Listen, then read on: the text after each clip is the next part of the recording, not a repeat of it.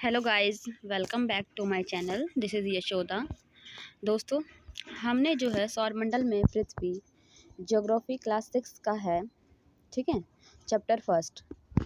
इसका हमने पार्ट 1 कर लिया है, जिसमें हमने तारे, अमावस्या, पूर्णिमा, ग्रह, उपग्रह आदि के बारे में हमने पढ़ा था।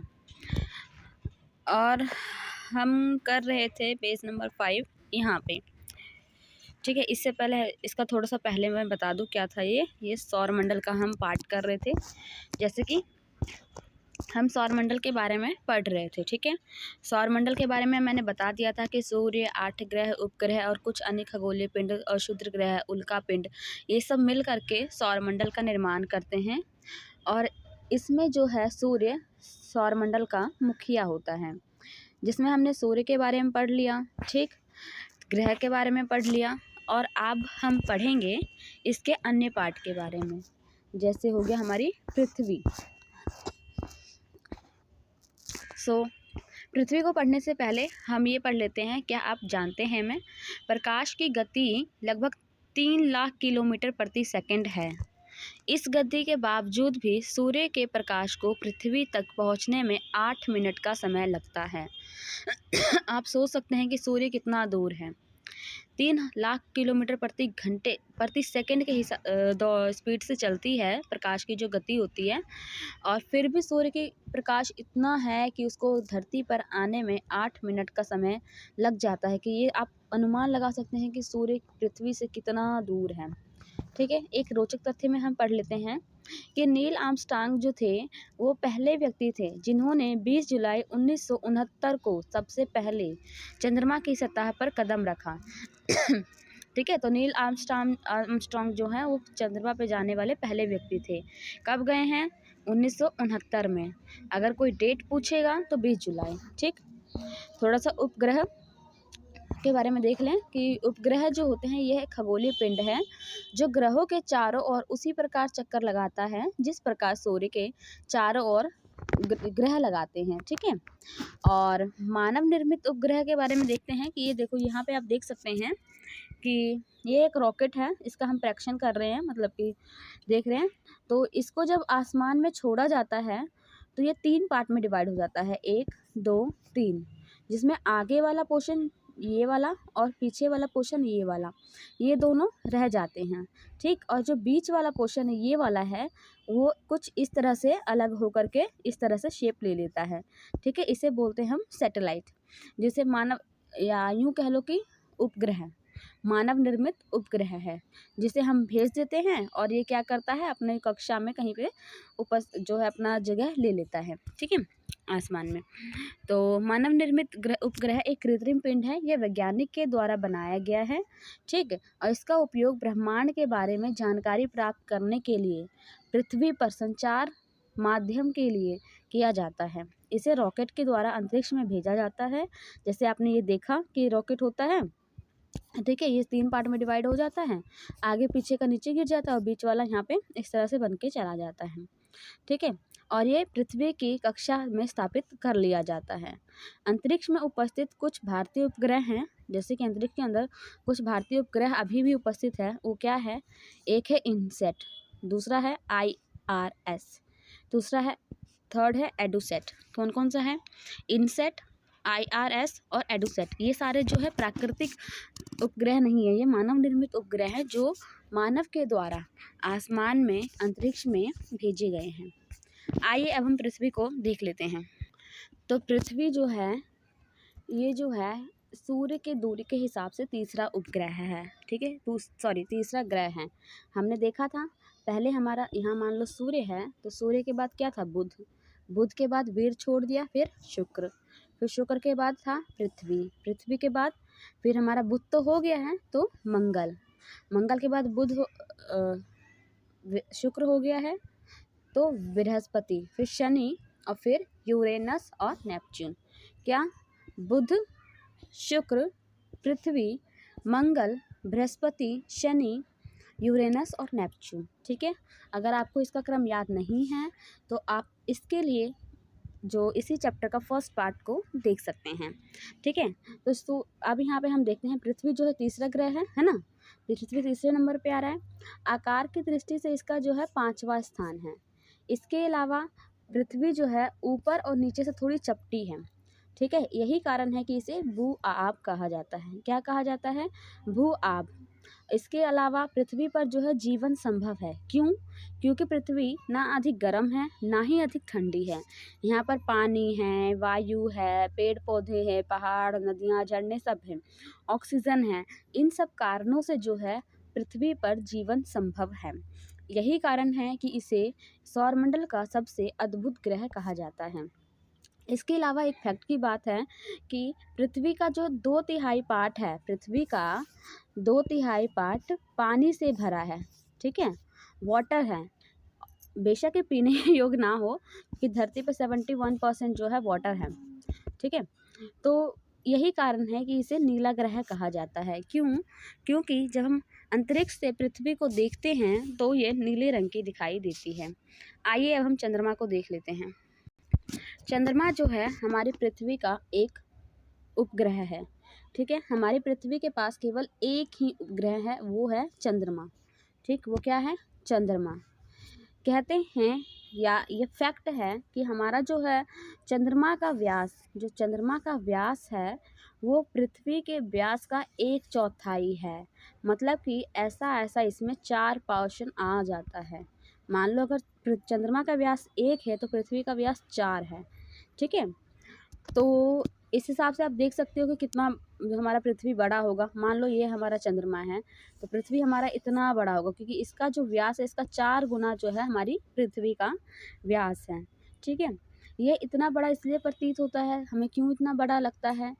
क्योंकि जो इसकी दूरी है हमारे पृथ्वी के नज़दीक है अन्य ग्रहों की तुलना में। ये ग्रह तो और भी हैं लेकिन वो हमें क्यों नहीं दिखते हैं, सिर्फ चंद्रमा ही क्यों दिखते हैं? क्योंकि ये हमारे ग्रह से अन्य खगोलीय पिंडों की अपेक्षा जो है नज़दीक है। यही कारण है कि ये हमें बड़ा सा दिखता है। हमसे लगभग 3,84,400 किलोमीटर पे की दूरी पर है। ठीक है, और जो ग्रह हैं ये इससे भी बहुत दूर दूर हैं। चलिए आइए नेक्स्ट स्लाइड पर चलते हैं।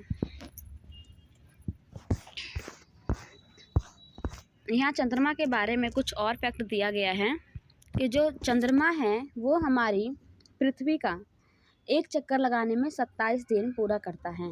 जैसे कि आप सब जानते हैं कि जो पृथ्वी है वो सन के चारों ओर चक्कर लगाता है। ठीक है, उसी तरह चंद्रमा जो है पृथ्वी के चारों ओर चक्कर लगाता है। ये अपने अक्ष पर भी घूमता है, और मान लो पृथ्वी हमारा तो ये अपने अक्ष पर भी घूम रहा है और सूर्य के भी चारों ओर चक्कर लगा रहा है।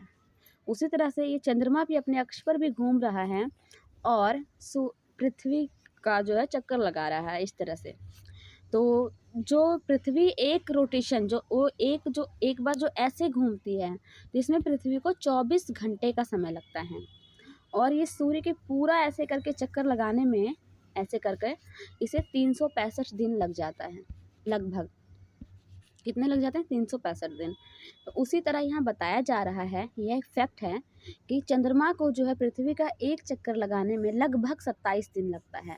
मतलब लगभग का मतलब ये है कि कुछ घंटे आगे पीछे। ठीक, जैसे अगर हम 24 घंटे बोलते हैं कि 24 घंटे में पृथ्वी अपना एक ये रोटेशन पूरा करता है, तो 24 घंटे नहीं होते हैं, 24 घंटे से कुछ घंटे एक्स्ट्रा होते हैं। ठीक, तभी तो हमारा साल भर में जो है 365 दिन के बजाय 4 वर्ष में एक बार 366 दिन हो जाता है। ठीक है, तो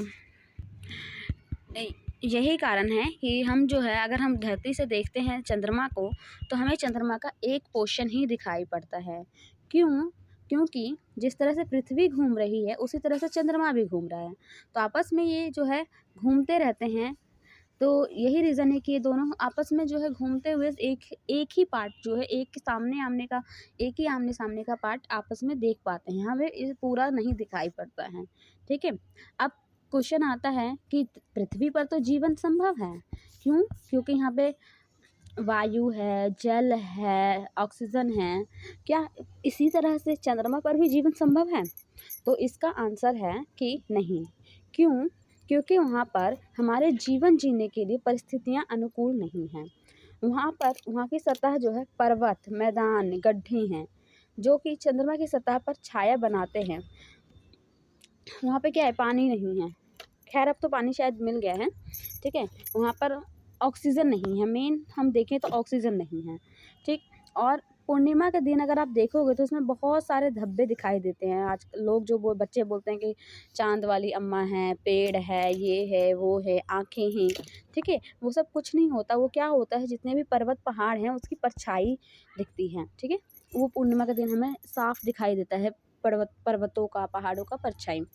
आते हैं अब थोड़ा सा क्षुद्र ग्रह के बारे में जान लेते हैं। क्षुद्र ग्रह और कुछ नहीं होते हैं, ये जो एक पिंड होते हैं जो सूर्य के चारों ओर चक्कर लगाते हैं, ठीक है। अब क्षुद्र ग्रह होते क्या हैं, जैसे कि मान लो ग्रह होते हैं, ग्रह घूमते रहते हैं, घूमते रहते हैं, घूमते रहते हैं, ठीक है। कई बार ऐसा होता है कि आपस में दो जो है ग्रह टकरा जाते हैं। अब इनके टकराने के बाद क्या होता है कि कुछ जो है पोर्शन टूट जाता है। अब जो टूट जाते हैं उसे ही हम बोलते हैं क्षुद्र ग्रह। क्षुद्र ग्रह, आपने वो जो डायग्राम देखा होगा उसमें जो है मंगल और बृहस्पति के बीच में बहुत सारे क्षुद्र ग्रह जो है रोटेट कर रहे होते हैं चंद्रमा को, ठीक है। तो क्षुद्र ग्रह कहाँ होते हैं, मंगल और बृहस्पति के बीच में, ये रहा, ठीक। और ये बनते कैसे हैं कि बहुत पहले वर्ष विस्फोट के बाद ग्रहों के टूटने से जो पोर्शन अलग हो जाते हैं वो हमारे क्षुद्र ग्रह कहलाते हैं। अब थोड़ा उल्का पिंड के बारे में जान लेते हैं। जो सूर्य के चारों ओर छोटे छोटे पत्थर होते हैं वो रोटेट करते हैं, उसे ही उल्का पिंड कहते हैं, ठीक है। कभी कभी क्या होता है, आसमान में घर्षण के कारण जो है एक दूसरे जो है घर्षण के कारण उसमें क्या होता है, विस्फोट हो जाता है। विस्फोट होता है तो आपने आसमान में ध्यान दिया होगा तो कभी कभी हम देखते हैं कि कहते हैं तारा टूट रहा है, कुछ इस तरह से जो है भागता हुआ एक पूंछ सी बनती हुई नज़र आती है। तो वो तारा टूटता नहीं है, वो क्या होते हैं, उल्का पिंड होते हैं, जो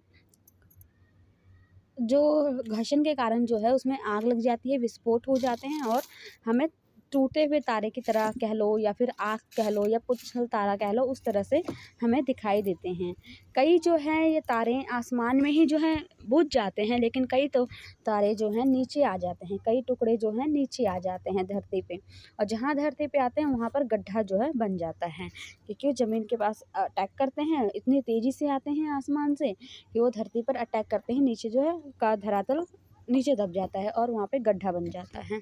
आइए थोड़ा हम आकाशगंगा के बारे में जान लेते हैं। ये आप चित्र में देख सकते हैं, यूँ लग रहा है कि ये नदी है। ये क्या है, तारों के समूह है, ठीक है। जो भी तारा का समूह है, तारों के समूह को ही हम आकाशगंगा कहते हैं। ये एक हमारा सौरमंडल का ही भाग है, ठीक है। पहले के समय में लोग क्या कहते थे कि एक बहती नदी सी प्रतीत होती है, इसी का नाम क्या था, आकाशगंगा, ठीक। आते हैं हम नेक्स्ट स्लाइड पे। यहाँ बताया गया है कि आकाश गंगाएं मिलकर के ब्रह्मांड का निर्माण करती हैं। बहुत सारी आकाश गंगाएं मिलकर के ब्रह्मांड का निर्माण करते हैं, ठीक है। अब यहाँ पर हमें दिखा रखा है कि मान लो कि हमारी ये पृथ्वी है, ठीक। यहाँ हमारी पृथ्वी है, ये रिलेशन बता रखा है पृथ्वी, सौरमंडल, आकाश और ब्रह्मांड के बीच में। हमने अभी पढ़ा कि आकाश गंगा पहले क्या होता है, आकाश गंगा क्या होता है, तारों के समूह को, है ना, तारों के समूह जिसमें बहुत सारे स्टार हैं, बहुत सारे स्टार हैं, उसके समूह को जो बहती हुई नज़र आती है, यूँ कह लो कि ग्रुप है, उसे हम बोलते हैं आकाशगंगा। और जब बहुत सारी आकाशगंगाएं, 2-3 आकाशगंगाएं, 4-5 आकाशगंगाएं मिल जाती हैं तो उन्हें क्या कहते हैं, ब्रह्मांड कहते हैं। इन सबको ब्रह्मांड कहते हैं। अब सौरमंडल क्या है, ब्रह्मांड सबसे बड़ा है, इसमें बहुत सारी आकाशगंगाएं हैं। अब आकाशगंगा में सौरमंडल बहुत सारे हैं। सौरमंडल में क्या है, सूर्य हो गया हमारा, सन हो गया, फिर ग्रह हो गए, उपग्रह हो गए, उल्कापिंड हो गए, तारे हो गए, ठीक है। ये सारे हमारे सौरमंडल का पार्ट है। और यहाँ हमारी पृथ्वी है। तो यहाँ पे एक रिलेशन दिखा रखा है कि मान लो हम अगर पृथ्वी हैं तो हम जो हैं पृथ्वी सौरमंडल में रह रहे हैं, ठीक। पृथ्वी हम जो हैं, जो हम पृथ्वी हैं, हम सौरमंडल के अंदर रह रहे हैं। यहाँ आप देख सकते हैं हम पृथ्वी हैं, माना हम पृथ्वी जो है सौरमंडल में रह रहे हैं। क्यों, क्योंकि सौरमंडल में सूर्य, ग्रह, उपग्रह सभी हैं, उसी में हमारा 3rd नंबर पे पृथ्वी आता है। अब पृथ्वी जो है एक सौरमंडल का पार्ट है, ठीक। पृथ्वी क्या है, सौरमंडल का पार्ट है। सौरमंडल, अब सौरमंडल में तो ये सारे आ गए। अब सौरमंडल आकाशगंगा का पार्ट है। आकाशगंगा क्या है, बहुत सारे ताराओं के समूह, हमारे सौरमंडल में भी तो बहुत सारे ताराएं हैं, है ना। अब यहाँ पे आता है ब्रह्मांड जो है आकाश गंगा से भी बड़ा है। जब बहुत सारी जो है आकाश गंगाएं मिल जाती हैं तो वहाँ पर हमारा ये ब्रह्मांड का निर्माण होता है। सो इसी के साथ हमारा ये चैप्टर ख़त्म होता है। मिलते हैं नेक्स्ट वीडियो में नए चैप्टर के साथ। अगर वीडियो पसंद आई हो तो चैनल को लाइक करें, सब्सक्राइब करें और ज़्यादा से ज़्यादा लोगों को शेयर करें। Thank you.